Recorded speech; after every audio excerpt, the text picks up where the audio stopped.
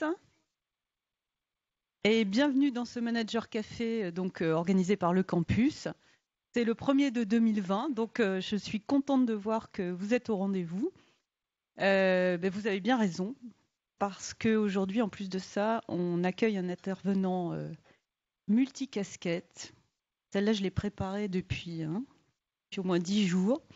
Donc, multicasquette, pourquoi? Eh bien, la première casquette de notre intervenant, on la connaît tous, c'est celle qui nous est la plus familière, c'est celle de copilote, puisque Guillaume est copilote 777 chez nous, c'est notre collègue en fait. Et puis il a d'autres casquettes, puisqu'il est aussi coach mental, il est aussi formateur CRM à Air France, il est chef d'entreprise, et puis il est auteur. Excusez du peu. Donc, il est auteur d'un guide pratique, qui nous propose en fait de nous inspirer en fait des bonnes pratiques justement des pilotes de ligne, des bonnes pratiques qui sont en dehors du métier, en matière de gestion du stress, en matière de fonctionnement d'équipe, etc. Donc, nous sommes ravis d'accueillir Guillaume Tirtiot, à qui je passe la parole sans plus attendre. Merci Sylvie. Bonjour à toutes et à tous. Merci d'être là. J'en profite également pour remercier le campus de me donner cette opportunité.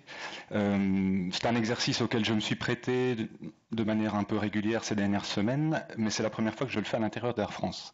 Et c'est très important pour moi parce que je travaille au sein d'une équipe à Air France qui développe et qui donne les formations au travail en équipage, tous les équipages d'Air France, donc pilote et PNC. Et vous allez voir que ce qu'on développe ici est applicable un peu partout, et est applicable au sein d'Air France, quelle que soit l'entité opérationnelle dans laquelle vous travaillez. Donc, ce que je vais vous proposer, il y a un dernier remerciement que je voudrais faire, sinon je vais l'oublier, c'est Christian Lemoyle ici présent, qui est l'illustrateur du livre, qui est un ancien PNC qui travaille maintenant à l'Académie de formation d'Air France en tant qu'illustrateur pour rendre plus sexy les produits de formation. Alors, pour un peu savoir à qui j'ai affaire aujourd'hui, qui parmi vous est navigant, si vous pouvez lever la main? Ok. Parmi les non-navigants, qui a déjà entendu parler de CRM ou de Crew Resource Management? D'accord. Ok. Donc pour ceux qui n'en ont pas entendu parler, je vais vous en parler. Je vais commencer par un peu d'histoire. J'ai commencé ma carrière comme copilote chez TNT Airways, qui était une compagnie aérienne de fret basée en Belgique, à Liège. Le petit accent que vous entendrez de temps en temps, je le travaille, c'est mon accent natif, je suis belge. Et au bout de 3 ans et demi chez TNT, j'ai été promu comme commandant de bord sur Boeing 737. J'avais 28 ans et il y avait un challenge intérieur qui se présentait à moi, c'est-à-dire que je savais que j'allais voler avec des copilotes qui étaient plus âgés que moi et qui avaient plus d'expérience, plus d'années d'expérience que moi comme pilote, parce qu'ils étaient rentrés chez TNT après moi et donc ils seraient promus commandant de bord après moi. Et à l'époque, il y avait déjà des formations CRM. Je vais vous expliquer dans un instant ce que ça signifie. Mais j'avais quand même le sentiment de ne pas tout à fait être armé pour faire face à ce challenge qui se présentait à moi en tant que jeune commandant de bord. Et donc, la stratégie que j'ai mis en place à l'époque, c'était de développer un niveau de connaissance et un niveau d'habileté de pilotage d'un niveau suffisant que pour qu'on ne puisse rien ou peu me reprocher à ce niveau-là. Donc j'ai tout axé sur le savoir et sur le savoir-faire. Et un jour, j'étais commandant de bord d'un vol qu'on opérait. On avait quelques vols passagers sur la fin chez TNT, donc un an plus tard, on va dire. Commandant de bord d'un vol qui reliait Bruxelles à Catane, en Sicile. Et Catane, c'est un terrain qui est assez particulier parce que vous avez l'Etna qui est juste à côté, donc il y a énormément de relief. Et j'étais le pilote aux commandes sur cette étape, et on est établi en approche finale, et ma vitesse est trop élevée. Et ce qui se passe, c'est que quand on se pose, quand on atterrit avec un avion à une vitesse trop élevée, la distance de freinage sur la piste est beaucoup, beaucoup plus importante que si on a la bonne vitesse. Et bon, ça remonte à 15 ans, hein, donc les souvenirs sont assez confus, mais quand même, je me souviens de m'être dit à un moment donné, ici ça va pas le faire. J'étais instructeur en aéroclub. Si un de mes élèves se présentait de cette manière-là pour un atterrissage, je lui dirais, il faudrait que tu remettes les gaz. Donc, on tire dans le manche, on met les moteurs à fond, et puis on repart pour un tour. Et au moment où j'ai cette réflexion, ça va relativement vite, on est dans une phase dynamique, il y a mon copilote qui me dit, tu veux pas qu'on sorte volet 40 ? Donc les volets sont ces grandes plaques qui sont à l'arrière des ailes de l'avion, qui permettent d'une part de voler à plus faible vitesse en augmentant leur portance, mais aussi quand on augmente suffisamment leur braquage, ils provoquent une traînée induite, donc un freinage induit. Et là, spontanément, je dis, ah oui, bonne idée. On sort volet 40. Ma vitesse régresse un peu, mais pas encore suffisamment. Et là, je décide de continuer vers l'atterrissage. Atterrissage qui a lieu à une vitesse supérieure à la vitesse qu'on avait calculée. Et ça, c'est une image qui est encore très claire dans ma tête. On roule sur cette piste, donc on est posé, on roule sur cette piste. Et la piste de Catane, elle s'arrête dans cette direction-là, elle s'arrête à quelques dizaines de mètres de la plage et de la mer Méditerranée. Et je vois la mer qui se rapproche, et je freine. Alors, quand on freine dans un avion, le pied gauche sert à actionner les freins gauches, le pied droit sert à actionner les freins droits. Autant dire que si on veut rester sur la ligne centrale de la piste, il faut que les deux fonctionnent de manière symétrique. Et là, je sens ma jambe gauche ou ma jambe droite, je ne sais plus, qui commence à trembler, et je parviens à arrêter l'avion, quelques dizaines, quelques centaines de mètres avant le bout de piste. On roule vers le parking, et là, mon copilote se retourne vers moi, il me dit « Bien joué ». Et puis, on fait le retour, et là, ça m'a travaillé. Je me suis dit, mais il y a un échec criant, c'est que moi, ce que j'attendais de lui, de mon copilote, à ce moment-là, c'était pas du tout de me proposer une solution pour essayer de continuer, et puis de me dire après bien joué, c'était de me dire, écoute, notre vitesse est trop élevée, je pense qu'il faut qu'on fasse une remise de gaz. Et là, on serait parti pour un tour. Et je me suis posé la question, comment se fait-il que ce gars, que je connaissais bien, on volait à l'aéroclub ensemble, comment se fait-il que ce gars n'ait pas... comment est-ce que je n'ai pas réussi à le mettre dans cette dynamique de me donner cette solution, me proposer cette solution qui aurait été la solution appropriée? Puis j'oublie un peu, les années passent, je deviens instructeur, et là je m'intéresse un peu plus en détail au fameux CRM, Crew Resource Management, et en fait je m'aperçois qu'un fameux accident dont on m'a parlé maintes fois pendant les formations, qui est l'accident de Tenerife qui a eu lieu en 1977, eh bien il a mené à justement toutes ces formations qu'aujourd'hui tous les pilotes suivent de manière récurrente, obligatoire, plusieurs fois par an, que ce soit au simulateur, que ce soit en salle de cours, que ce soit uniquement entre pilotes ou lors de formations communes avec les PNC. Et en fait, cet accident de Tenerife, je sais pas, il y en a probablement, je sais que tous les navigants en ont entendu parler, peut-être que d'autres en ont entendu parler également, mais il y avait toute une série d'avions qui étaient à destination de Las Palmas aux Canaries, et puis il y a eu une alerte à la bombe à Las Palmas.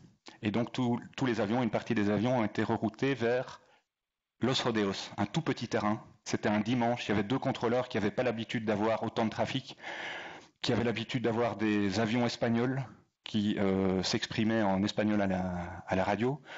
Il y avait 2 Boeing 747 parmi tous ces avions qui déroutaient à Tenerife, un Boeing 747 de KLM et un autre de la Pan Am. Et le commandant de bord de KLM, il savait que s'il ne rentrait pas suffisamment tôt, enfin s'il ne redécollait pas suffisamment tôt de Los Rodeos vers Amsterdam, l'avion était bloqué là. Et il n'y avait aucune facilité hôtelière, donc ça aurait été très compliqué à gérer. Donc il s'était mis une pression temporelle pour vraiment essayer de redécoller au plus vite.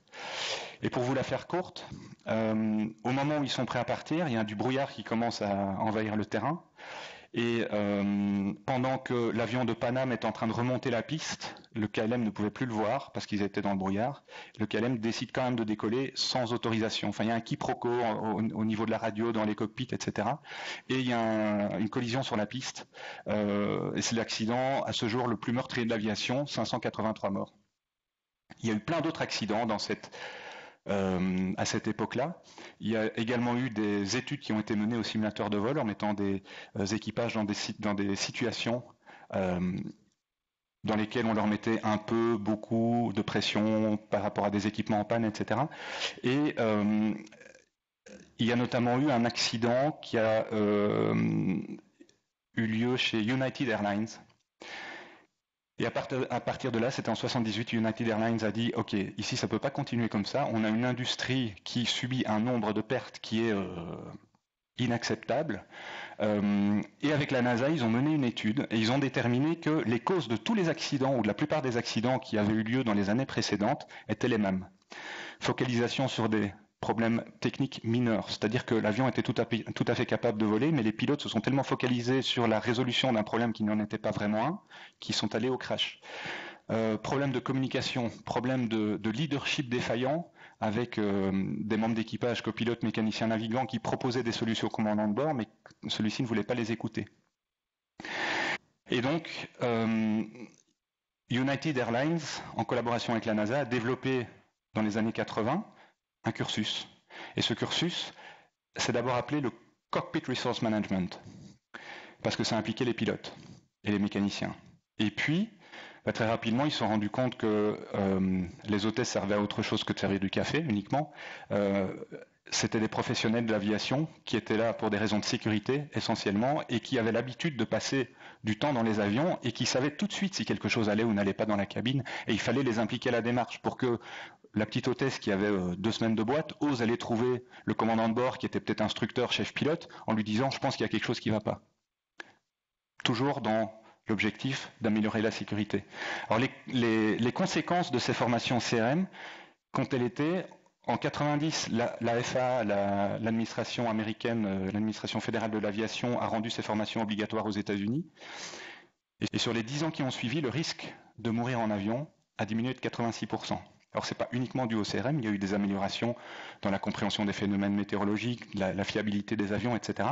Mais ces formations ont très certainement contribué pour une grande partie à ces 86%. Ces formations ont été rendues obligatoires en 2001 en Europe. Et donc, comme je vous le disais, aujourd'hui, il n'y a pas un pilote qui vole au-dessus de nos têtes qui n'a au moins 5, voire 6 journées dans l'année pendant lesquelles on l'évalue et on le débriefe sur ses compétences CRM. Alors, quels sont les différents domaines qui sont couverts ? On parle de communication, on parle de leadership et de travail en équipe, on parle de gestion de la charge de travail, de conscience de la situation et de prise de décision. Aujourd'hui, à Air France, on en rajoute une 6e, alors qu'on n'appelle pas une compétence parce que c'est un peu particulier, mais c'est un prérequis au bon fonctionnement de l'équipe. Ce prérequis concerne les individus. Et on y ajoute ce qu'on appelait la connaissance de soi, c'est-à-dire tout ce qui concerne la gestion du stress, parce qu'un individu stressé n'est pas capable d'une bonne performance. Gestion du stress, gestion de l'attention et gestion de la fatigue. Ça fait beaucoup de thématiques à aborder, donc ce que je vous propose, c'est d'aborder celle qui, pour moi, au niveau de l'équipe, est la plus fondamentale, c'est celle du leadership. Et ça rejoint un peu un des constats et un des axes de progression Safety Attitude, accompagner les managers dans leur rôle de leader en sécurité, que ce soit dans leur rôle de leader en sécurité ou dans leur rôle de leader tout court, la démarche est la même. Je vous disais tout à l'heure que ce qu'on a implémenté dans les cockpits et dans les avions pouvait être extrapolé à tous les domaines d'activité. J'interviens aujourd'hui dans le médical, dans le nucléaire, dans le ferroviaire. J'ai discuté avec pas mal de monde dans des entreprises en général, et quand j'entends les problèmes auxquels ils font face, c'est les mêmes que les nôtres. C'est juste que le métier est différent, les conséquences sont différentes, mais les humains restent les humains, et du coup, ce que nous avons développé, moyennant certains ajustements, en fonction du contexte, en fonction du métier, en fonction des impératifs de chacun, peut être tout à fait transposable aux autres métiers. Alors, si je vous demandais une définition, c'est quoi pour vous le leadership? Qu'est-ce que vous me diriez? Qui se lance? La capacité à mener une équipe. Capacité à mener une équipe, oui. Fédérer, ok. Faire adhérer. J'ai entendu quelque chose là. Entraîner, d'accord. Ouais. D'accord. Qui est un peu de tout ça. Et pourquoi je vais vous parler de leadership? Parce que tout comme le bon fonctionnement d'un individu est crucial au bon fonctionnement d'une équipe, là c'est la connaissance de soi, mais j'ai choisi de ne pas aborder cette thématique-là aujourd'hui. Le leadership, le fait d'avoir un bon leader dans une équipe, est fondamental au bon fonctionnement de l'équipe également. Parce qu'on peut avoir les meilleurs outils de communication possibles. Si on a peur de parler, ça ne va pas avoir l'effet que c'est supposé avoir. D'accord ? Alors pour information, j'ai 3 mentors en leadership. Il s'appelle Stephen Covey, qui est décédé. Je ne les ai jamais rencontrés, hein, mais je m'imprègne énormément de ce que ces 3 personnes proposent. Simon Sinek, que certains d'entre vous connaissent peut-être, et Brené Brown. Et Stephen Covey avait fait une étude en 2005. Il a donné des formations dans le monde entier. C'est lui qui a publié les 7 habitudes des personnes les plus... The 7 Habits of Very Effective People, en anglais. Et en 2005, il a fait une étude auprès de 2 500 000 personnes. Et une des conclusions de l'étude, c'était que, quelles que soient les organisations, en moyenne, nous passons 17% de notre temps à des jeux politiques. TG d'un collègue, à cacher une erreur, à se dire non mais là je vais pas lui filer un coup de main parce que sinon c'est lui qui va avoir la promotion, à créer des réseaux pour détricoter ce qu'a tricoté le collègue. 17% du temps. Bien sûr ça varie d'une organisation à une autre. Alors étant donné la thématique à laquelle je fais allusion, je pense que 17% du temps correspond à beaucoup plus que 17% d'énergie. Donc je vous laisse imaginer le gaspillage qu'il y a dans les organisations. Et 2 500 000 personnes, ça commence à faire un échantillon beaucoup plus que représentatif au niveau statistique. Alors le leadership, pour réussir à le définir, ce que je vais faire, c'est m'inspirer de Simon Sinek et vous en donner une définition anthropologique. Quand on vivait à l'âge des cavernes, on va dire il y a 50 000 ans, alors ce qu'il faut savoir, c'est que notre morphologie et notre cerveau n'a pas beaucoup évolué en 50 000 ans. On ne peut pas dire qu'on était, les humains, les animaux les mieux équipés pour faire face aux prédateurs. Il y avait d'autres animaux qui étaient beaucoup plus rapides, beaucoup plus féroces, carnivores en plus que nous. Et donc, malgré ça, on a réussi aujourd'hui à être l'espèce dominante sur Terre. Pourquoi ? Parce qu'on a la capacité de fonctionner en groupe. On est des animaux sociaux. Et ça, c'est profondément ancré dans notre ADN. Ça se joue au niveau d'hormones, de neurotransmetteurs qui favorisent le comportement social. Et on vivait dans des groupes d'une centaine d'individus. Et qui dit groupe dit meneur. Ça, c'est aussi inné dans notre fonctionnement. C'est lié à une hormone qui s'appelle la sérotonine. Il y a toujours un meneur qui va à un moment donné se détacher dans un groupe. Et comment est-ce que ce meneur va se détacher à l'époque, il y a 50 000 ans? Il va se détacher parce qu'il va prouver aux autres qu'il est capable de protéger le groupe contre les dangers extérieurs. Donc ils lui font confiance, parce que pour leur propre survie, lui, il a l'air d'être capable de nous protéger. Et comment il faisait ça? Alors souvent, c'était le mec le plus balèze à l'époque. Il commençait par démontrer la capacité de résoudre les conflits internes au groupe. Il commençait par réussir à développer une confiance, une coopération au sein du groupe qui faisait que le groupe pouvait allouer toute son énergie à se protéger contre les dangers externes. Il n'était pas choisi parce qu'il avait fait des études, parce qu'il était membre d'un réseau, parce qu'il avait été promu. Il était validé par le groupe. C'est le groupe qui choisissait le leader. Et ça avait des avantages d'être leader à l'époque. Il avait accès à la nourriture en priorité, il avait accès aux femmes en priorité. Par contre, il y avait aussi des inconvénients, entre guillemets. Et l'inconvénient, c'était que ce leader, quand il y avait un gros danger qui se manifestait, il n'était pas derrière les équipes, il était devant l'équipe. Et il se mettait lui-même en sécurité, justement pas. Il se mettait lui-même en danger pour assurer la survie du groupe. Il était prêt à se sacrifier pour le bien de l'équipe, et pas l'inverse. Aujourd'hui, une petite anecdote par rapport à ça. Il y en a parmi vous qui ont vu le film Gladiator, ça remonte un peu, mais c'est quand même un film que beaucoup de personnes ont vu. Je ne sais pas si vous vous souvenez de la scène au début où il y a une bataille contre les Germains. Et vous avez Maximus qui est sur son cheval, aux côtés de ses troupes, de la cavalerie et de l'infanterie, et puis vous avez le vieil empereur qui est sur le sommet d'une colline à l'écart, comme ça il ne risque rien, qui regarde la scène de loin.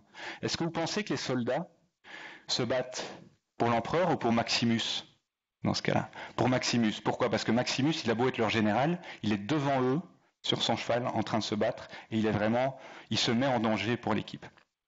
Il incarne des visions et une valeur que l'équipe, dans laquelle l'équipe se reconnaît et que l'équipe partage. Et aujourd'hui, quelque part, le leadership, c'est un peu la même chose, ou ça devrait être la même chose. Alors, je ne sais pas, on va de nouveau faire un sondage à main levée. Qui parmi vous est manager? Qui parmi vous, parmi les managers, a eu une formation en leadership, on va dire, de plus de 3 jours? Ok. Alors, contrairement à ce qu'on pense et à ce que j'entends, je l'ai souvent entendu, le leadership, c'est pas inné. Ça peut être inné, mais ça s'apprend. Il faut juste s'y investir, il faut juste y croire. Et ce que je vais vous proposer là maintenant, c'est une série de bonnes pratiques pour être un bon leader. Alors, c'est pas super simple. Ça semble simple en théorie, c'est toujours facile de vivre les choses en théorie. Par contre, à mettre en pratique, ça demande une certaine implication et souvent c'est beaucoup plus facile quand ça passe par un coaching ou par une formation. La première chose importante, c'est quoi? C'est qu'il faut qu'il y ait une vision commune. Et une vision, ça porte le mot vision parce que c'est quelque chose qui doit être spécifique. Les gens doivent pouvoir fermer les yeux et se dire, ok, ce vers quoi on va, mon équipe ou l'organisation au global, c'est une vision que je suis capable de visualiser pour évaluer éventuellement si je m'en écarte ou pas. Ça, c'est super important. La deuxième chose, c'est qu'il faut qu'il y ait des valeurs qui soient partagées. Des valeurs qui soient partagées au sein du groupe. Ça ne veut pas dire que tout le monde doit être d'accord avec tout le monde en permanence. Loin de là. Les valeurs doivent être partagées.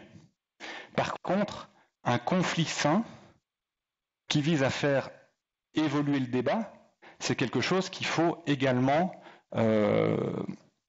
encourager. Dans certains milieux, on parle d'avocat du diable. On organise une réunion, ok, on envisage de faire ça. On place quelqu'un comme avocat du diable, lui, il va justement trouver tous les arguments qui font que non, c'est pas la bonne idée. Donc l'idée, c'est d'organiser des conflits qui soient sains pour essayer de faire avancer les choses. Et dans les années 50, il y a une médecin du nom d'Alice Stewart qui, en Angleterre, s'est rendu compte que depuis quelques années, il y avait de plus en plus de cancers au niveau des enfants de familles aisées. Et ça l'a interpellée parce qu'elle s'est dit, mais c'est quand même bizarre, d'habitude l'augmentation d'une maladie, c'est plutôt dans les familles pauvres, donc qu'est-ce qui se passe?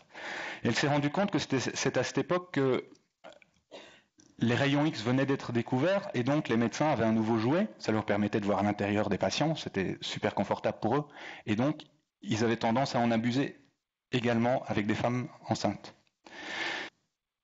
Et elle a remarqué qu'il y avait une corrélation, mais il n'y avait pas encore de lien de cause à effet. Or, notre cerveau, il est super bien câblé pour créer de la vraisemblance. On voit deux trucs entre lesquels, si on met à cause d'eux, ça match, on va avoir tendance à mettre à cause d'eux. Et là, pour s'assurer que ce n'était pas seulement un lien de corrélation, mais qu'il y avait réellement un lien de cause à effet, elle a mandaté un statisticien du nom de George Neal pour lui prouver qu'elle se trompait, avant de publier ses résultats. Et ça lui a permis d'être inattaquable face à une corporation de médecins qui, à l'époque, voulait absolument pas entendre ses conclusions. Et ça lui a permis de faire évoluer l'utilisation des rayons X sur les femmes enceintes. Je vous ai parlé de l'importance d'avoir une vision, je vous ai parlé de l'importance d'avoir des valeurs partagées. Alors, comment on fait au sein d'un équipage pour faire en sorte que la vision pour le vol à venir soit partagée pour tout l'équipage? L'objectif commun partagé par tout l'équipage. Eh bien, on organise un briefing. Avant chaque vol, et même à d'autres moments clés, quand on va rencontrer une situation particulière pendant le vol, on organise un briefing. Et ce briefing, comment on l'organise? Souvent, c'est le leader, à savoir le commandant de bord, si c'est un briefing qui concerne tout l'équipage, qui va prendre la parole et qui va expliquer ce qu'on va faire. Ça sert à rien d'évoquer les trucs qu'on connaît bien, parce qu'on ne va pas à chaque fois dire bon ben voilà, on va monter dans l'avion, et puis on va décoller, et puis on va descendre, etc. Ça n'a pas de sens. Par contre, aujourd'hui, il y a telle particularité. Et puis, aujourd'hui, il y a tel risque.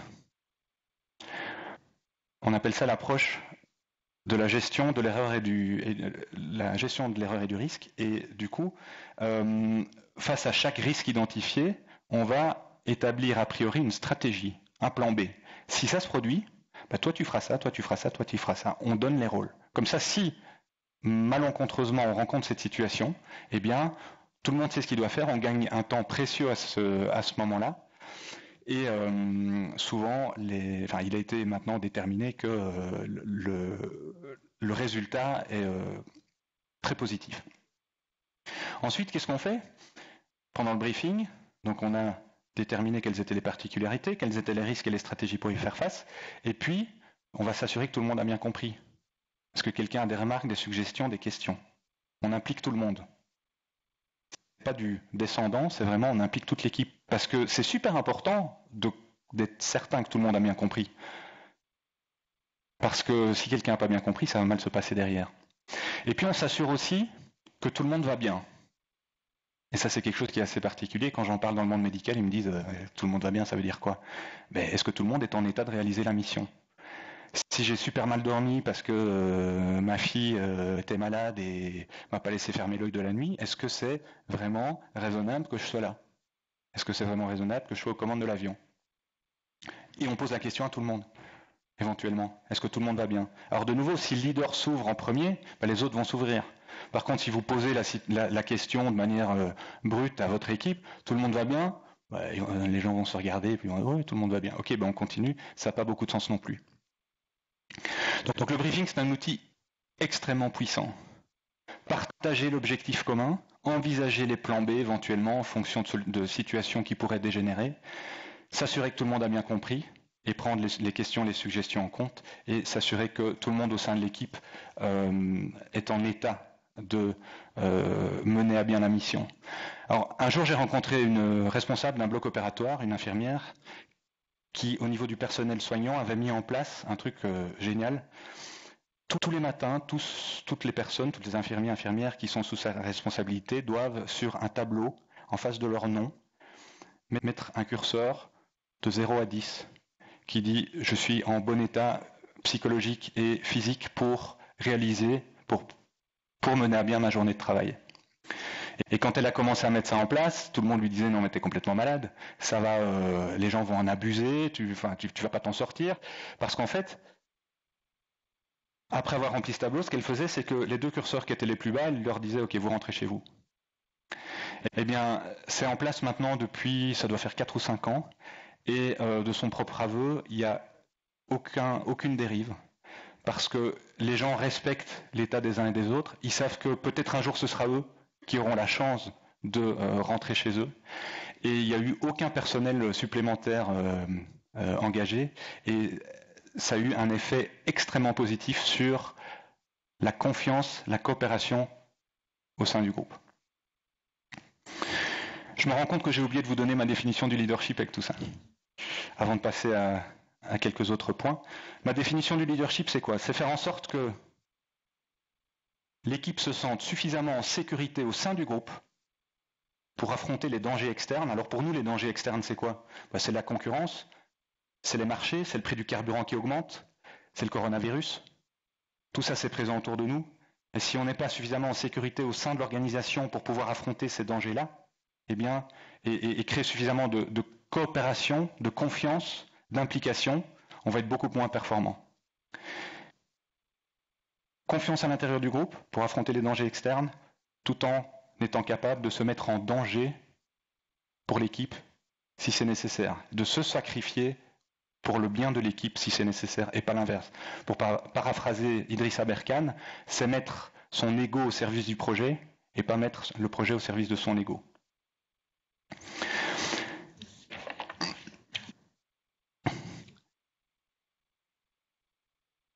J'ai plein de points que je pourrais aborder, mais je sais que le temps est compté, donc je vais les choisir. Une qualité d'un bon leader également, c'est d'être capable d'humilité et de vulnérabilité. Alors c'est quelque chose qui est très difficile. La vulnérabilité, j'y travaille encore énormément, parce que chaque fois que j'écoute une intervention de Brené Brown ou que je lis un bouquin, je me dis, oulala, je crois que j'avais avancé dans cette direction, mais je me rends compte que pas du tout. L'idée, c'est d'être conscient de la faillibilité humaine, la faillibilité humaine. L'être humain est faillible. On fait tous des erreurs. Dans un cockpit, ça a été mesuré, on fait entre 2 et 8 erreurs par heure. Par contre, on les rattrape, pour la plupart. C'est pour ça qu'il n'y a pas de conséquences. D'accord ? Tout le monde sur son lieu de travail fait des erreurs. C'est juste que partout, il y a nombreux endroits, il y a peu d'endroits auxquels c'est observé. Le leader, il sait que tout le monde a le droit à l'erreur. Il doit donner le droit à l'erreur à tout le monde. Il doit agir en bienveillance, mais ce qu'on appelle, dans le cas de l'instruction pilote, la bienveillance sans complaisance. C'est-à-dire que la bienveillance, on en entend parler un peu partout, la bienveillance, mais dans ce cadre-là, la bienveillance, c'est permettre aux personnes de monter en compétence tout en construisant leur estime de soi. Et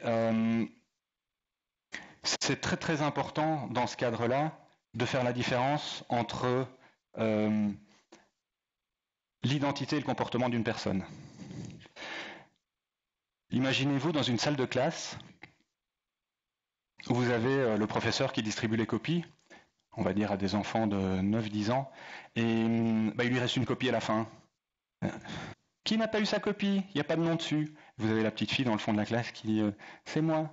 Et là, le professeur qui dit « Tiens, Lydia, est-ce que quelqu'un est étonné ?» Et puis il va près d'elle, il lui donne la copie, il dit « Ok, donc tu notes ton nom en haut à gauche, S-T-U-P-I-D-E. D'accord ?» Alors là, Lydia, elle peut avoir deux réactions possibles. Soit elle se dit, elle n'a pas le droit de me parler comme ça, la prochaine fois je fais vachement attention, je vais écrire mon nom, etc. Et donc là, elle a un sentiment de culpabilité. J'aurais pas dû faire ça, j'ai fait une erreur. D'accord ? Et donc là, peut-être que quand elle va rentrer chez elle, il va falloir qu'elle se décharge et elle va dire à ses parents « Ouais, la prof, elle m'a parlé comme ça, j'ai trouvé que c'était dégueulasse, enfin bon, la prochaine fois, je ferai attention. » Elle va se confier, et puis la pression va diminuer, et puis l'affaire sera réglée. Mais Lydia, elle peut également avoir un autre dialogue interne. Elle peut se dire « Qu'est-ce que j'ai foutu encore ? Je suis vraiment nul, je suis vraiment trop nul, je suis vraiment trop nul. » Et donc là, elle ne va pas se dire « J'ai fait une erreur », elle va se dire « Je suis une erreur ». Et l'impact va être complètement différent, parce que l'impact, il va être au niveau de son identité. Et son identité, elle va peut-être pas vouloir la partager avec ses parents. Et elle va continuer chaque fois qu'elle fera face à un événement du style à nourrir ce sentiment qui potentiellement un jour va déboucher sur quelque chose de gravissime. Donc quand vous avez un collaborateur qui fait une erreur, c'est qu'est-ce que tu as fait? Mais enfin, t'es débile ou quoi? J'entends beaucoup de parents qui disent à leur enfant mais t'es bête, ça fait 3 fois que je te le dis. Jamais. Dites jamais ça aux gens, parce que vous allez construire une identité d'eux-mêmes qui va être complètement destructrice pour la suite, surtout par rapport à un enfant et également par rapport à vos collaborateurs. Un leader doit aussi apprendre à faire confiance. Donc il doit aller chercher la confiance de ses collaborateurs, mais il doit également apprendre à faire confiance. Alors, je ne sais pas si vous avez déjà entendu parler de leadership situationnel. Il y a énormément de modèles de leadership. Mais le modèle de leadership situationnel, il est assez parlant, particulièrement dans le domaine de l'aérien. Donc je vais vous faire un petit schéma parce que ce sera plus simple. Il doit apprendre à faire confiance, le leader, parce que il ne va pas pouvoir tout faire tout seul. Et donc, en fonction de la situation, il va falloir qu'il fasse appel à son équipe. Aujourd'hui, il y a énormément de responsables, de managers qui ont été promus parce qu'ils ont eu une promotion, parce qu'ils faisaient super bien leur boulot. Donc ça veut dire qu'en fait, quelque part, ils seraient capables de mieux faire le boulot que toutes les personnes de leur équipe. C'est pour ça qu'ils ont été promus, ils ont été récompensés. Je ne parle pas de ceux qui ont été promus parce que comme ça, ils ne sont plus à leur place parce qu'ils n'étaient pas capables de faire le boulot, ça c'est autre chose, c'est un autre débat. Et donc, il y a beaucoup de managers, comme ils n'ont pas eu de formation en leadership, ils ont tendance à rentrer dans ce qu'on appelle le micromanagement parce que je sais mieux faire que lui et donc lui il n'a pas l'air de se débrouiller donc je vais aller faire pour lui. Et puis ils disent j'ai pas le temps, je passe 70% de mon temps avec mes équipes, j'ai pas le temps de faire ce qu'on attend de moi, etc. Parce qu'en fait ils sont pas du tout dans leur rôle, ils ne font pas confiance à leurs équipes. Alors un des modèles de leadership situationnel c'est celui-ci, c'est que en fonction du temps disponible et en fonction du risque associé à la situation, on va avoir un leader qui aura un comportement différent. Le risque, dans notre métier de pilote, ça peut être le risque ultime, c'est le crash, d'accord ? Mais il y a un risque dans tous les métiers. Dans le bloc opératoire, c'est de perdre le patient, mais dans une banque, ça peut être de perdre une grosse somme d'argent. Le risque, il est présent partout. Et l'idée, c'est quoi ? C'est que si le temps est compté, mais que le risque est faible, le leader, il va déléguer. Le risque est faible. S'il y a une erreur qui est commise, alors ça ne veut pas dire que lui n'en commettrait pas, mais s'il y a une erreur qui est commise parce que peut-être la personne n'est pas encore super compétente dans ce qu'on attend d'elle, c'est pas gravissime. Mais par contre, je me décharge de ce qu'il y a à faire parce que là, il faut quand même que j'ai d'autres choses à faire. Le temps est compté, d'accord ? Si on a du temps et que le risque est faible, le leader, il va en profiter pour développer les membres de son équipe. Là, il va les coacher. Et l'attitude du coach, c'est tout l'opposé du micromanagement. L'attitude du coach, c'est poser des questions pour amener la personne en face à trouver d'elle-même les solutions à apporter au problème. Et c'est comme ça qu'elle va réellement grandir. Ensuite, quand on a un temps qui est suffisamment long avec un risque élevé, le leader, il va impliquer. Il va impliquer toute l'équipe parce qu'on a du temps, le risque, il est quand même important et du coup, il faut que je profite de toutes les idées que je peux aller chercher au sein de l'équipe, donc je vais impliquer tout le monde. Par contre, quand le risque est élevé et que le temps est réduit, là, il va diriger. Et il va prendre ses responsabilités. Il va faire des erreurs, mais il va prendre ses responsabilités. Et vous pouvez vous octroyer tous les bénéfices, tout le crédit, tous les lauriers que vous voulez pour vos réussites, tant que vous endossez la responsabilité de vos erreurs. Ça, c'est crucial. C'est super important. Il y a une chercheuse de Harvard qui a fait une étude sur justement le droit à l'erreur au sein d'équipes médicales. Et elle est partie d'une liste d'hôpitaux qui étaient connus comme étant, on va dire, elle les avait classés du plus fiable au moins fiable. Et elle s'est dit, je vais mesurer le nombre d'erreurs rapportées dans ces hôpitaux. Je vais mesurer le nombre d'erreurs dans ces hôpitaux. Et elle s'attendait, son hypothèse, c'était les hôpitaux dans l'équipe, je vais y arriver, les hôpitaux dans lesquels les équipes fonctionnaient le mieux feraient moins d'erreurs que les hôpitaux dans lesquels les équipes fonctionnaient moins bien. Et elle était très surprise de découvrir l'inverse. Et en fait, en creusant, elle s'est rendue compte que dans les hôpitaux dans lesquels les équipes fonctionnaient mieux, il y avait beaucoup plus de rapports d'incidents qui étaient rédigés. Ils avaient réussi à convaincre tout le monde de l'importance de partager ses erreurs pour créer une culture de feedback, une culture apprenante. Et donc les équipes fonctionnaient de mieux en mieux, tout en continuant à abreuver le système de rapports d'incidents, parce que des erreurs, je vous le disais, on en fait tous, on en fait tous les jours, on en fait tout le temps. Et de temps en temps, se dire, cette boulette-là, il ne faudrait pas que quelqu'un d'autre la reproduise. Par exemple, 2 tuyaux inversés sur, je reprends un exemple du médical, mais 2 tuyaux inversés sur un respirateur, que l'oxygène et l'azote, là, c'est les mêmes embouts. Et donc là, le mec, il fait un rapport d'incident. L'objectif, c'est que ça ne se reproduise pas, c'est-à-dire que derrière, il y ait une modification qui soit faite au niveau de l'équipement. Et dans les hôpitaux dans lesquels les équipes fonctionnaient moins bien, il y avait beaucoup moins de coopération, beaucoup moins de confiance. On en revient au rôle du leadership qui n'avait pas réussi à instaurer tout ça. Et du coup, il y avait beaucoup moins d'incidents qui étaient partagés. Mais au final, on peut être sûr que la sécurité du patient était plus mise à mal dans ces derniers hôpitaux. Alors, je vous parle de culture apprenante et je vais en profiter pour vous parler du débriefing. On a parlé tout à l'heure du briefing. Je vous ai parlé de toute une série de bonnes pratiques des leaders. Et puis, ce qu'on fait aussi, nous, c'est un débriefing. Alors, un débriefing, là, pour l'instant, on est en train d'essayer de le systématiser. C'est-à-dire que même si tout s'est bien passé de manière complètement nominale de A à Z, c'est demander à tout le monde, OK, est-ce que quelqu'un a quelque chose à partager? Est-ce que vous avez tous compris ce qui s'est passé? Est-ce qu'éventuellement, on pourrait faire mieux la prochaine fois? Qu'est-ce qu'on a particulièrement bien géré qu'on pourrait reproduire une autre fois ou partager avec les collègues?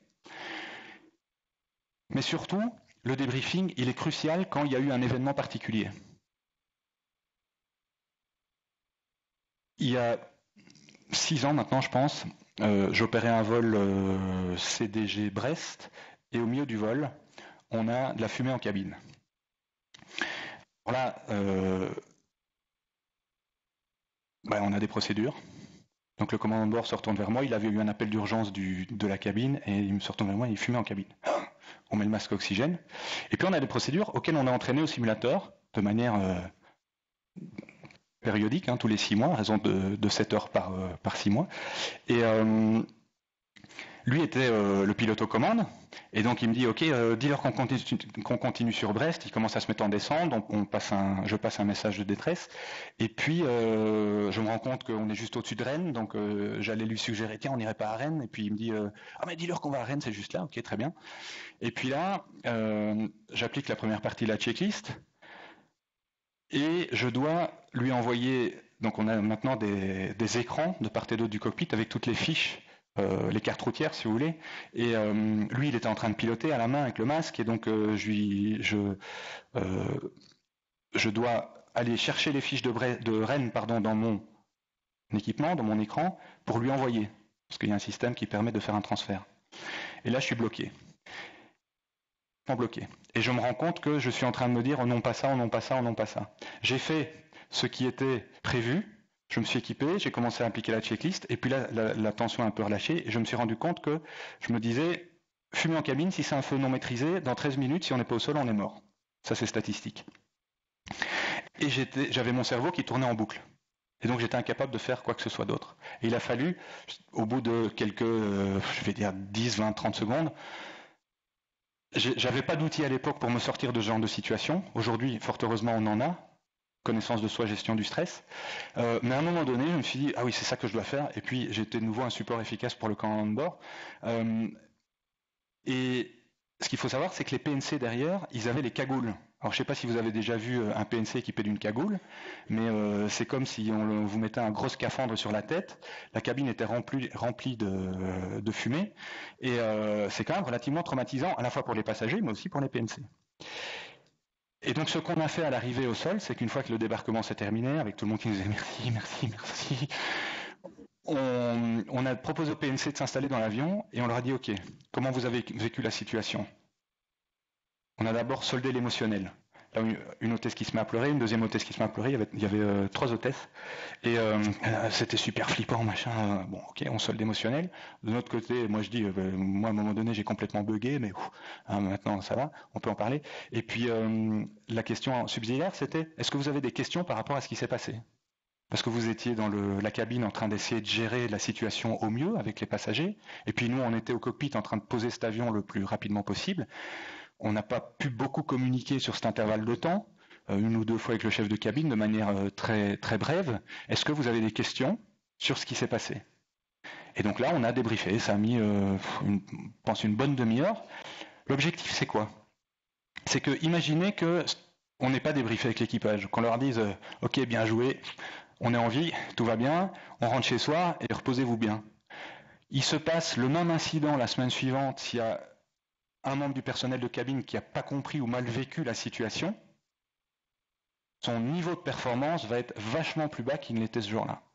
Donc l'idée, c'est vraiment de s'assurer que tout le monde quitte le lieu de l'événement en ayant une compréhension la plus parfaite possible et en ayant pu décharger toutes les émotions qui sont liées à la situation vécue.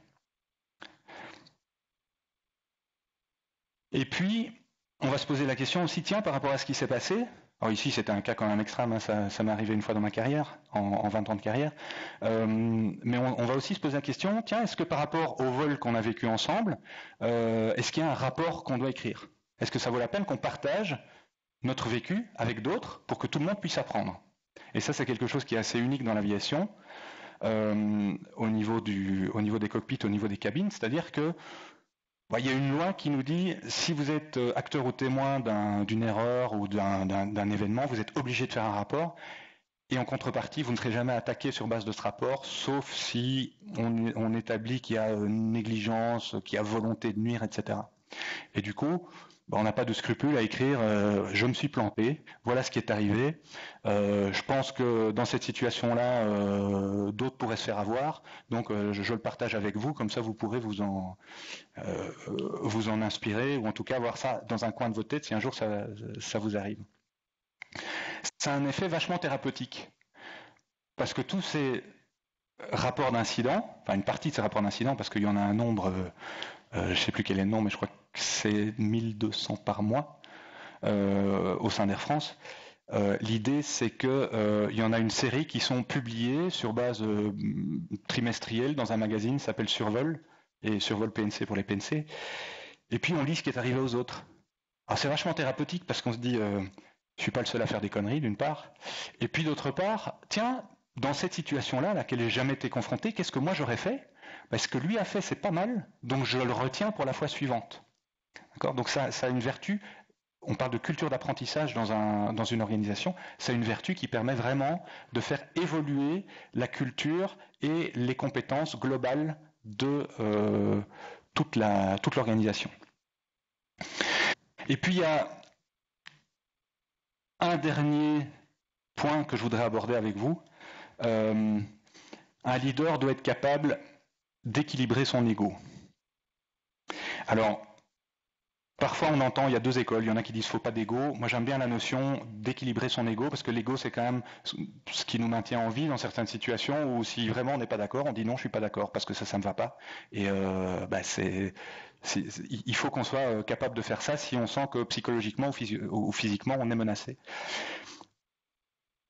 Dans les années, c'était quand? C'était au XVIIIe siècle, XVIIe siècle,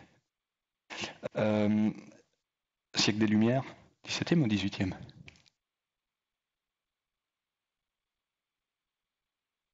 XVIIIe. Toujours est-il, siècle des Lumières. La science a fait de grandes avancées. Et la science a fait de grandes avancées et on a commencé à voir apparaître un peu partout des hôpitaux de charité, dans lesquels, notamment, les filles de la campagne qui vivaient dans des conditions un peu précaires venaient accoucher parce qu'elles se disaient qu'elles seraient mieux prises en charge par les bonnes sœurs dans les hôpitaux de charité. En plus, il y avait des médecins, des hommes de science. Et très rapidement est apparu un fléau qui s'est appelé la fièvre puerpérale. Et dans certains hôpitaux, jusqu'à 70% des mamans mourraient postpartum dans les 3 jours. Et il y a un médecin, un jeune médecin écossais d'Aberdeen, qui a dit « J'ai une idée ». Aberdeen, à l'époque, c'était vraiment la campagne. Et il a dit « J'ai une idée.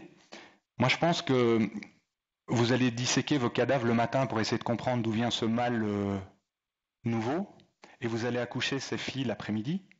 Et je me demande si vous ne transportez pas, sans le savoir, des choses que vous ne voyez pas sur vos mains et sur vos instruments, et en fait que vous les contaminez.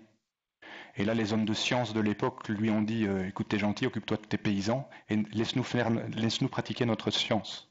Et il a fallu attendre 50 ans plus tard, 1850, avec le docteur Ignaz Semmelweis, pour parler de lavage des mains et de stérilisation systématique. 50 ans, et l'épidémie s'est arrêtée sur le champ. Et le message là derrière, c'est que parfois nous sommes le problème. Mais il faut être capable de l'entendre, de le prendre en compte. Et ça nécessite une capacité de prise de recul et de mise en danger individuelle. Et l'idée, c'est quoi? C'est que c'est pas moi en tant qu'individu qui suis en jeu là. C'est l'objectif commun. On en revient à l'objectif commun, les valeurs partagées, la vision. C'est en fonction de ça que toutes les décisions doivent être prises. Et mes décisions individuelles doivent également être prises en fonction de valeurs, visions et objectifs communs partagés. Voilà. Je vais m'arrêter là, parce que je pense qu'il va nous rester une demi-heure pour interagir. Je vous remercie pour votre attention et n'hésitez pas à poser quoi que ce soit comme question. Je suis à vous. Merci.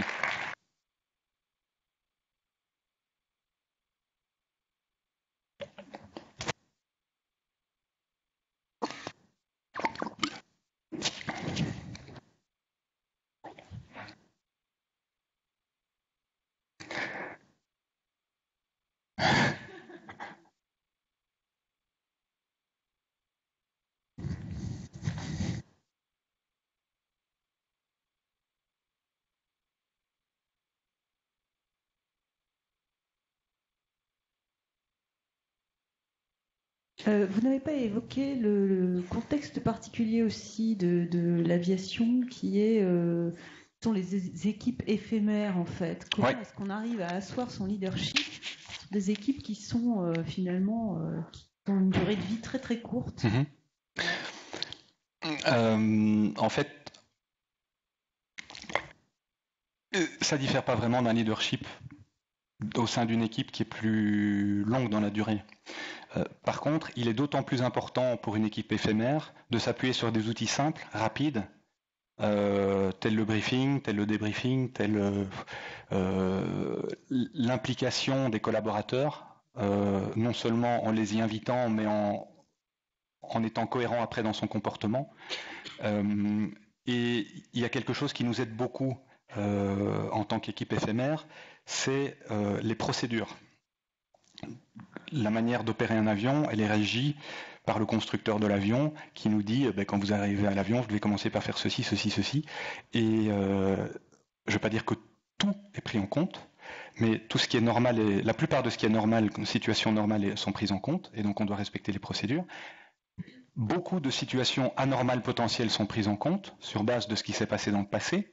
Et donc il y a des checklists anormales. Et s'il se passe un événement qui rentre dans le cadre de cette checklist, bien on doit appliquer la checklist. Ça, il n'y a pas manière à discuter. Il n'y a pas matière à discuter. Et ça nous aide à créer une équipe et une espèce de synergie de manière très très rapide. Donc briefing plus toutes ces aides cognitives qui nous permettent de fonctionner ensemble de manière... On sait ce que va faire l'autre, on sait à quoi s'attendre. Et donc s'il ne le fait pas, on dit tiens, t'as pas fait ça. Ah non, tiens, j'ai oublié. Et donc le fait de partager avec les autres soit un objectif pour la mission au niveau du briefing, soit au travers de procédures qu'on sait que tout le monde doit respecter, c'est quelque chose de facilitant et qui nous permet de bien fonctionner ensemble. Et la première fois que j'ai emmené mon épouse en vol, c'était en moyen courrier, je l'avais emmenée à Petra, et j'avais jamais volé avec ce commandant de bord-là. On est tellement nombreux à Air France, on est maintenant 4200 pilotes, donc il y a très peu de chances qu'on vole 2 fois avec la même personne. Et lui était là avec sa fille, et mon épouse et sa fille font le décollage au cockpit.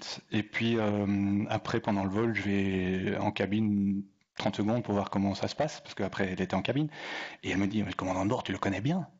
Elle dit non, pas du tout, je l'ai jamais rencontré. Enfin, ça fait 1h30 que je le connais. Elle m'a dit, c'est incroyable, on a l'impression que vous avez passé votre vie ensemble. Tellement on a la même manière de fonctionner. Alors, il y a probablement aussi un biais de recrutement, c'est-à-dire que on est recruté sur base de critères qui font que on va avoir une facilité à fonctionner ensemble de cette manière-là. Mais quand même, c'est voilà, réussir à faire preuve de leadership de manière simple mais authentique dès le début de la mission au travers d'un briefing dans lequel on implique tout le monde, plus nos procédures, c'est ce qui contribue à faire en sorte que ça fonctionne très très bien. Quelle serait la recette des sols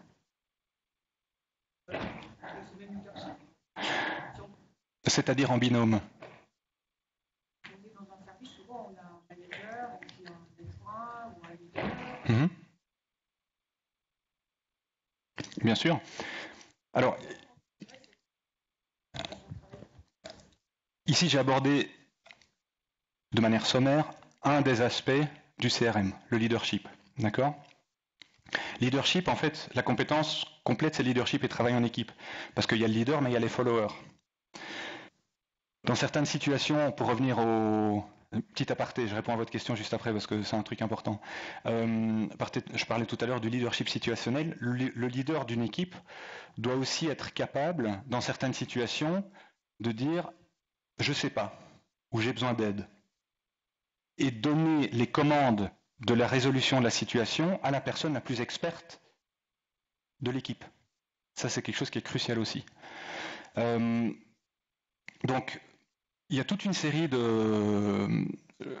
Le plus difficile, je pense, c'est ce qui est lié au leadership.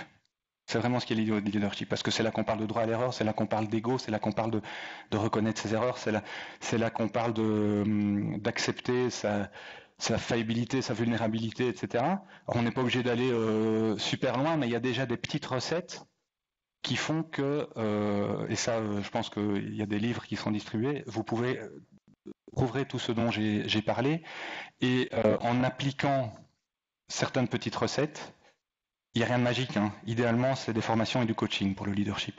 Mais en appliquant certaines choses, petit à petit, vous allez pouvoir vous améliorer. Et comment évaluer le fait que vous vous améliorez ? Il faut demander du feedback. Et ça, c'est pas facile. Donc l'idée, ça j'en parle aussi dans le livre, c'est... là, en fait, on est sur de l'intelligence émotionnelle. C'est... bon, d'abord, je dois être capable de gérer mes émotions. On connaît tous quelqu'un qui est complètement instable et ça se passe super bien, il est mielleux, puis à un moment donné, pouf, ça part, il pète un câble. On comprend pas, on l'avait pas vu venir, et puis ça se produit une fois, deux fois, trois fois, et puis finalement on n'ose rien lui dire, on y va en marchant sur des œufs et on n'ose pas trop aller le trouver. Donc la gestion de ses propres émotions, et puis après, en tant que leader, ce qui est super important, c'est d'être capable de prendre en compte les émotions de l'autre, et je dirais pour s'auto-coacher, une manière, c'est de dire, ok, je vais aller demander un feedback à mes équipes en fonction de ce que je voudrais être. Donc voici le leader idéal pour moi. Voici ce que je voudrais être capable de faire. Aller trouver son équipe en disant de 0 à 10, là, face à ces différentes compétences de leader, où est-ce que tu me vois ? Et puis là, vous déterminez un axe d'amélioration et vous commencez comme ça. Vous travaillez sur un axe. Et puis, vous demandez du feedback. Tiens, par rapport à ce que tu m'avais dit, est-ce que lors de cette réunion-ci, tu penses que c'était mieux, etc. C'est hyper important d'avoir du feedback en continu et d'attaquer une chose à la fois. Et ça, c'est une manière qui est préconisée pour réussir à s'en sortir seul, quelque part. Maintenant, il n'y a pas de secret. Beaucoup de managers dans la salle, peu ont une formation en leadership. Des managers, on en trouve à tous les coins de rue. Il y a des MBA, toutes les écoles de commerce forment quelque part au management. C'est quoi ? C'est la gestion des coûts, du temps et de la qualité. Et l'humain là-dedans. Ben ça, c'est le leader. Alors, c'est très difficile d'avoir à la fois la fonction de manager et leader. Les deux casquettes.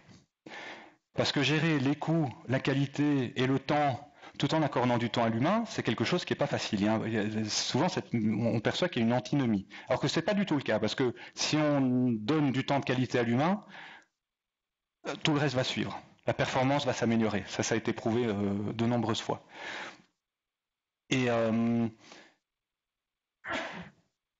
tout ça pour dire que, oui, donc au niveau du leadership, il y a très peu de formation en leadership. Et le meilleur moyen d'avoir une bonne formation en leadership, c'est au travers de coaching. C'est-à-dire quelqu'un qui vous accompagne sur le terrain, on établit un objectif, on voit quels outils on va mettre en place, on voit comment ça s'est passé, et on fait participer les équipes à du feedback. D'accord ? Donc ça, c'est une chose, petit à petit. Par contre, il y a toute une série d'autres outils que je partage dans le livre, qui sont liés à la communication. Une bonne communication, c'est super important. Faire en sorte que, si je vous dis quelque chose, je suis certain que vous l'avez bien compris. Alors déjà, il faut avoir conscience que si vous ne l'avez pas bien compris, ce n'est pas de votre faute. C'est parce que je n'ai pas été clair. Alors là, ça change complètement le paradigme. Je vais ajuster ma communication à mon interlocuteur, parce que s'il y a un message qui n'est pas clair, ce n'est pas parce que l'autre il est débile, c'est parce que moi, je n'ai pas été clair et je ne me suis pas adapté au niveau de l'interlocuteur pour être certain de comprendre, pour être certain qu'il ait compris ce que je voulais. Et puis, pour être certain que j'ai compris ce que je voulais, qu'est-ce que je peux faire ? Lui demander de me répéter. Ok, donc, répète-moi juste en 2 mots, qu'est-ce que tu veux que je fasse ? Quels sont les points clés ? D'accord ? Il y a toute une série de bonnes pratiques en communication, et puis il y a tout ce qui est les autres, gestion de la charge de travail, conscience de la situation et prise de décision. Tout ça aide, quel que soit le domaine d'activité, à mieux réussir ensemble. Parce que, comme je le disais tout à l'heure, les métiers sont différents, les environnements de travail sont différents, les conséquences d'un événement indésirable seront différentes, mais par contre, l'humain, là-dedans, c'est la constante. Et l'humain, il a son fonctionnement. Et on a tous les mêmes hormones, les mêmes neurotransmetteurs qui coulent en nous. Et donc, ces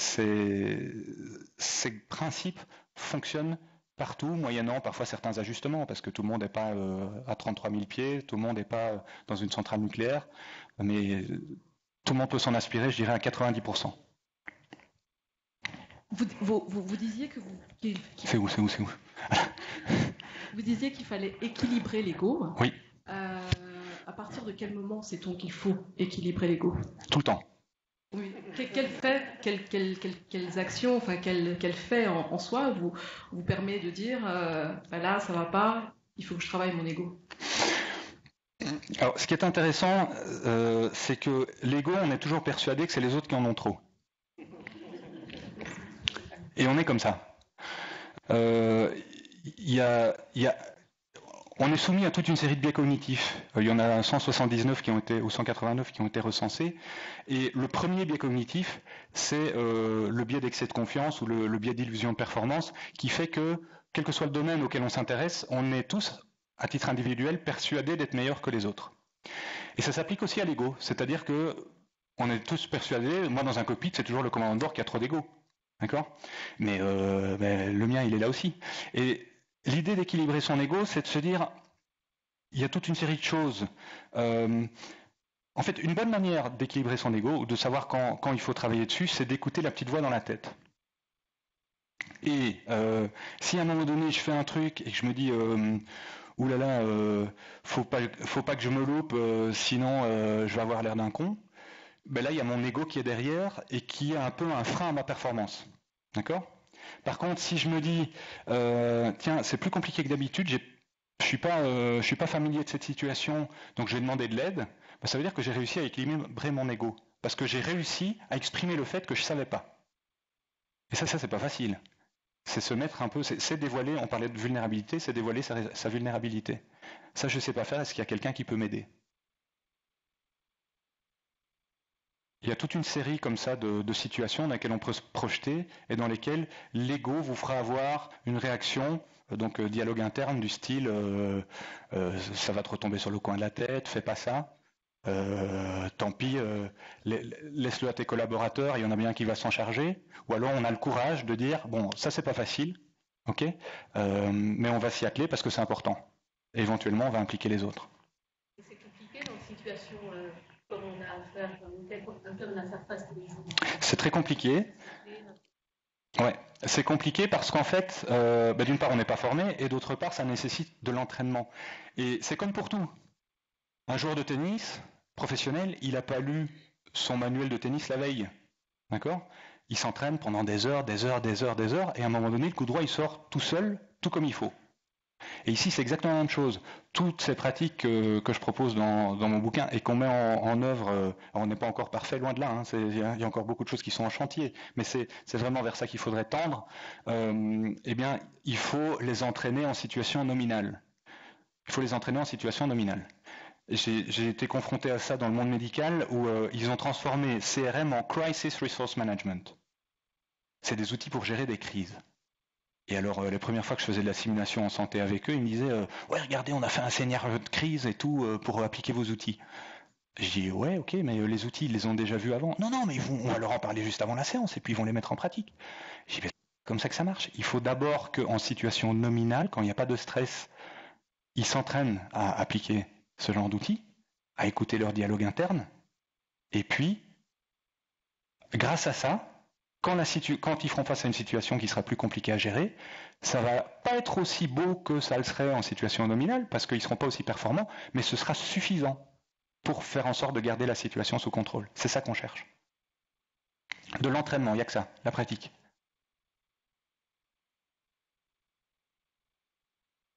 Si. Pour rebondir sur ce que vous disiez tout à l'heure, c'est vrai que c'est assez bluffant quand on rentre dans un cockpit de voir à quel point on a l'impression qu'un équipage se connaît depuis très longtemps alors qu'ils volent pour la première fois ensemble. Et donc tout est un peu en accéléré. Et dans ce contexte-là, comment vous faites pour gérer les conflits ? Bonne question. La gestion de conflits, c'est une thématique qu'on a introduite dans la formation CRM Air France depuis 3 ans maintenant. En fait, il y a un concept global qu'on a introduit depuis 3 ans, c'est l'émotion. C'est la prise en compte de l'émotion. Alors, moi, vous m'auriez dit, il y a 10 ans, on va s'intéresser à l'intelligence émotionnelle. Je suis ingénieur de formation, pilote, cartésien. J'aurais dit, écoute, t'es gentil avec ton truc, mais va jouer avec tes poupées Barbie et puis laisse-moi faire mon travail, quoi. Tu vois ? Et depuis lors, je me suis rendu compte que l'émotion...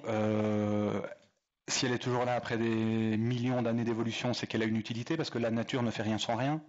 Et du coup, je me suis intéressé à tous les travaux qui avaient été réalisés par les neuroscientifiques autour des émotions.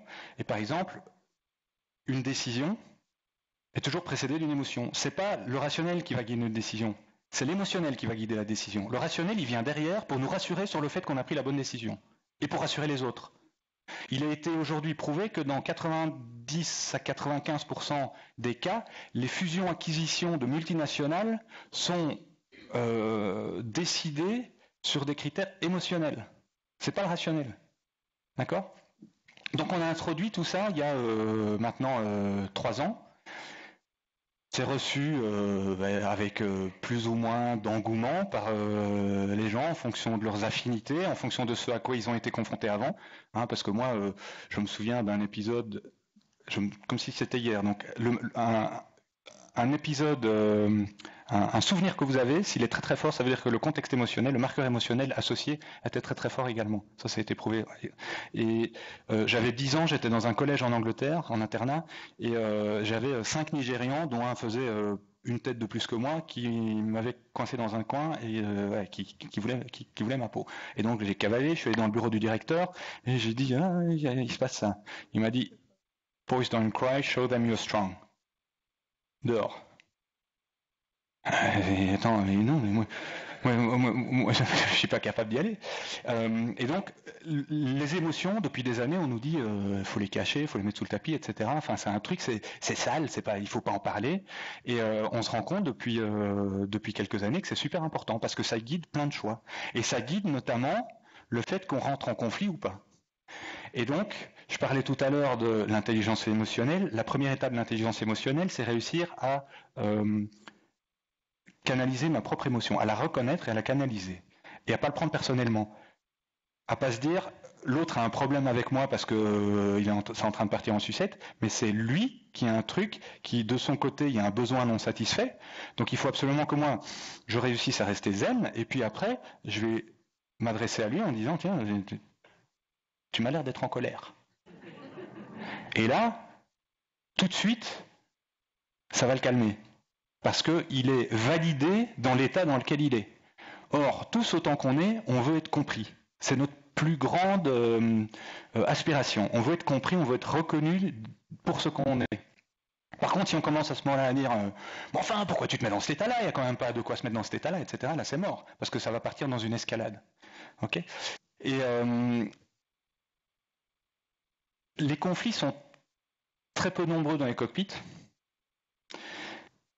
Peut-être parce que parfois il y a un manque de courage dans l'expression de désaccord, mais dans ce cas-là, ce sont des désaccords qui n'ont pas de conséquences sur la sécurité des vols, la plupart du temps, parce que sinon il y aurait beaucoup plus d'accidents. Donc ça peut être, écoute, tu as décidé d'accélérer le vol, c'est pas nécessaire.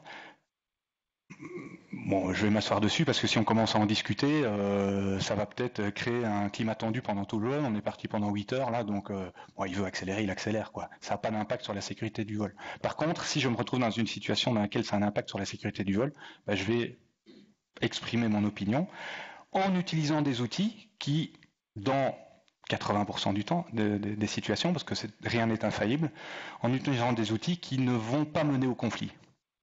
Je ne vais pas rentrer dans les détails, mais il y a des outils qui ont été développés justement pour faire face à ce genre de situation, pour essayer qu'un conflit ne se développe pas. Il y a quelque chose dont tu ne parles pas dans le leadership, c'est l'exemplarité. Oui.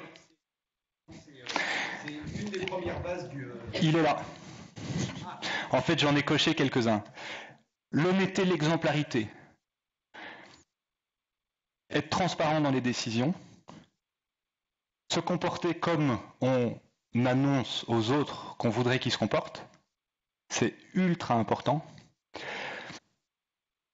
Récompenser quand c'est réellement mérité, et pas récompenser parce que c'est un copain.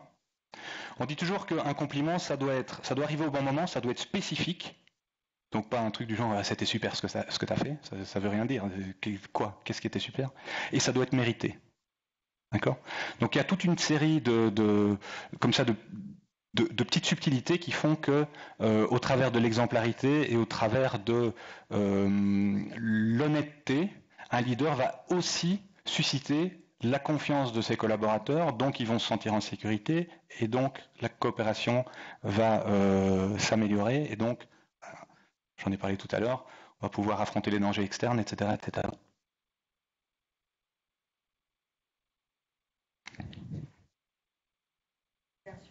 Oui.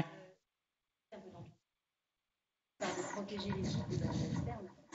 Des formations en management, on en a quand même. Enfin, moi, en tant que manager, j'en ai quand même eu un certain nombre. Et il y a une qualité particulière qui revenait régulièrement dans les formations, c'est de parler de positivisme et d'optimisme. Justement, il disait que pour protéger l'équipe, notamment, des dangers externes. Et un danger externe, c'est que les gens parfois sont tirés vers le bas par tout un tas de phénomènes extérieurs, des critiques, et vous n'allez pas y arriver.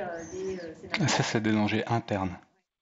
Oui, alors c'est interne à l'entreprise, ouais. Externe à interne. Oui. Ouais. On parlait souvent de positivisme et d'optimisme. Oui. Alors, c'est vrai que là aussi, tu t'en as pas trop parlé, mais c'est vrai que nous, en tant que manager, c'est une notion que moi, j'affectionne particulièrement. Je me suis de pas mal de situations compliquées par ce biais-là. Oui.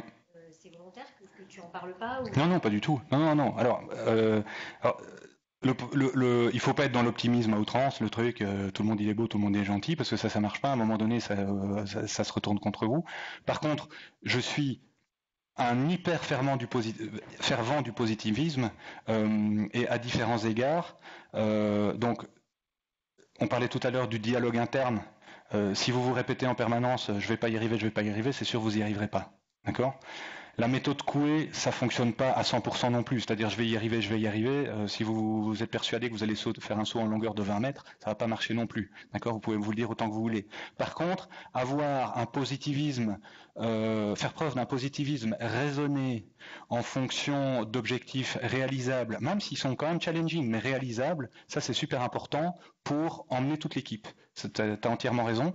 Et j'irai même plus loin, c'est que ce positivisme, il doit transparaître dans votre langage également. Si je vous dis de ne pas penser à un éléphant rose, la première chose qui vous vient à l'esprit, c'est un éléphant rose.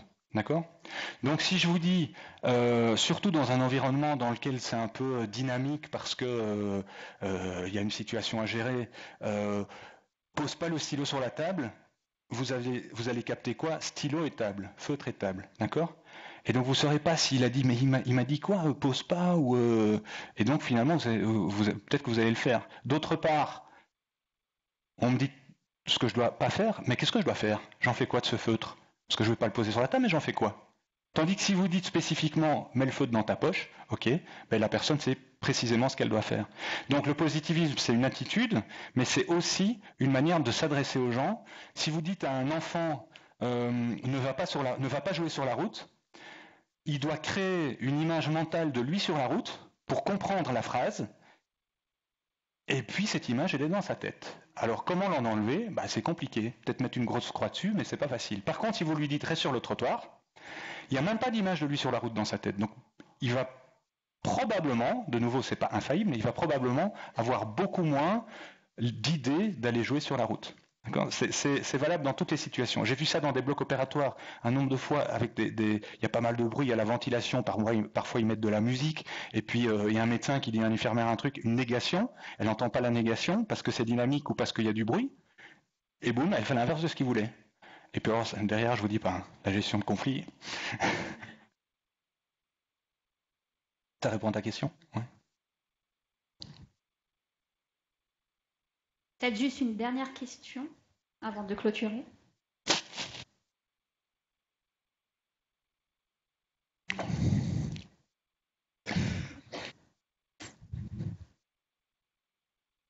Je suis désolée, je tourne toujours un peu Faut pas être désolé. autour des problématiques un peu complexes. Mais est-ce qu'il y a des tips pour fonctionner avec des gens qui sont notre opposé, en fait? Ah, ça c'est une bonne question, ça j'adore. Là, j'ai fait des bonnes questions.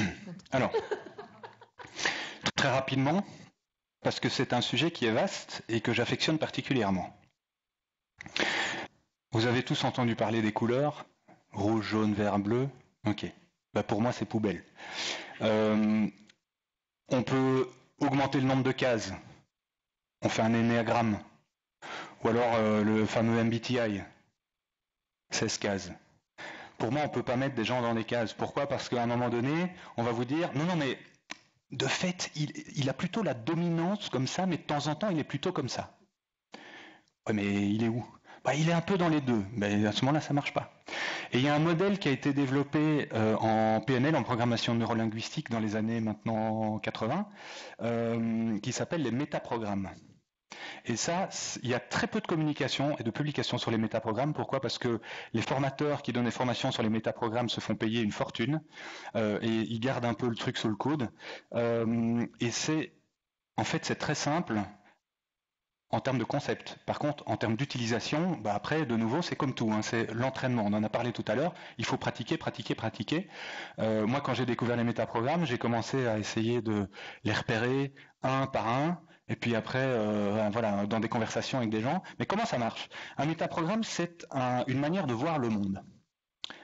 Et il y a des gens qui sont opposés.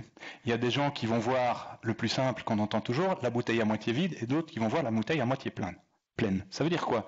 Ça veut dire qu'il y a des gens qui vont fonctionner dans la crainte de manquer, et il y a des gens qui vont fonctionner dans l'envie d'avoir plus. C'est pas du tout la même chose.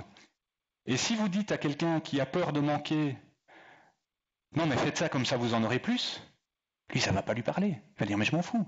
Moi ce que je veux c'est pas manquer. Donc vous êtes obligé de lui parler dans le bon métaprogramme. D'accord? Il y a toute une série de métaprogrammes qui ont été déterminés par, à un moment donné, je crois qu'ils sont montés à plus d'une soixantaine, donc ça devenait un peu compliqué. Ils les ont simplifiés à 12 métaprogrammes essentiels qu'on retrouve dans la plupart des situations. Et pour vous en citer quelques-uns, il y a global spécifique, il y a des gens qui vont avoir le souci du détail, et puis il y a d'autres personnes qui vont voir la situation de manière beaucoup plus globale. Si vous engagez un comptable, prenez pas quelqu'un qui est global, prenez quelqu'un qui est spécifique, parce qu'il va falloir qu'il soit précis dans les chiffres. D'accord? Un autre métaprogramme, c'est référence interne, référence externe. Les gens qui ont besoin toujours de l'avis des autres, ou les gens qui vont jamais se fier qu'à leur propre avis. Ça, c'est quelque chose aussi qu'il faut prendre en compte quand on s'adresse aux personnes. Parce que la personne qui est en référence interne, si vous voulez lui suggérer quelque chose, il va falloir le verbaliser de manière à ce que ça vienne d'eux. D'accord. On a aussi, qu'est-ce qu'on a? On a les accordeurs et les désaccordeurs. Il y a les personnes qui sont toujours d'accord avec tout, et puis il y en a d'autres qui sont systématiquement pas d'accord. De nouveau, la manière dont on va présenter quelque chose à un accordeur est différente que ce qu'on va présenter à un désaccordeur. Alors,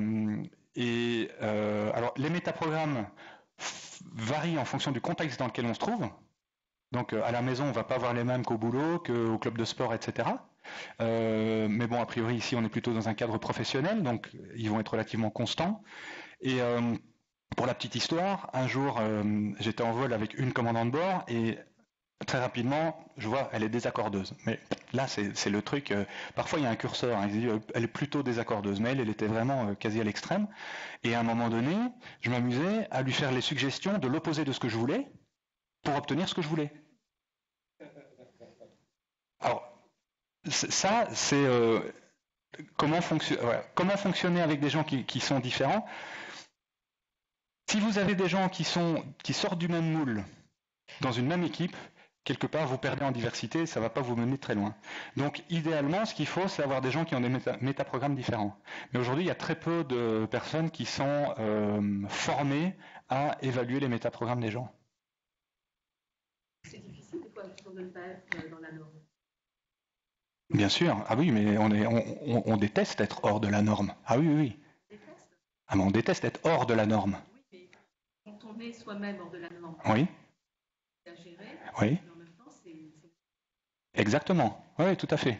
Oui. Si vous avez en charge une équipe et que vous avez le choix de... C'est un des points que j'aurais pu aborder aussi, c'est sachez vous entourer. Sachez vous entourer parce que ça ne sert à rien d'avoir toutes des personnes qui sont d'accord avec vous en permanence. Il faut que les valeurs soient partagées, il faut que la vision, l'objectif commun soit partagé, mais au-delà de ça, il faut essayer de créer une diversité d'apports pour essayer d'avoir des idées qui soient originales par rapport à un courant de pensée qui serait unique. Oui. J'ai répondu à la question ? Il y a une... comment elle s'appelle ? Parce que j'en ai pas parlé je vais en parler je commence à travailler la 2e édition du bouquin et je vais intégrer les métaprogrammes dedans. Une introduction aux métaprogrammes parce que c'est une question qui revient souvent. Et je ne sais plus comment ça s'appelle. Il y a une Canadienne qui s'est intéressée à ça. Son nom de famille, c'est Charvet. Et c'est assez intéressant. Elle l'explique de manière... Elle part de 5 métaprogrammes essentiels et la manière dont elle les présente est intéressante. Bien, eh bien écoutez, merci beaucoup Guillaume, bravo. Merci à vous pour l'invitation. J'aurais pu vous écouter tout l'après-midi, mais bon voilà, les meilleures choses ont une fin. Alors j'ai 2 choses importantes à vous dire. La première, alors certes au campus, nous n'avons pas de formation au leadership en présentiel.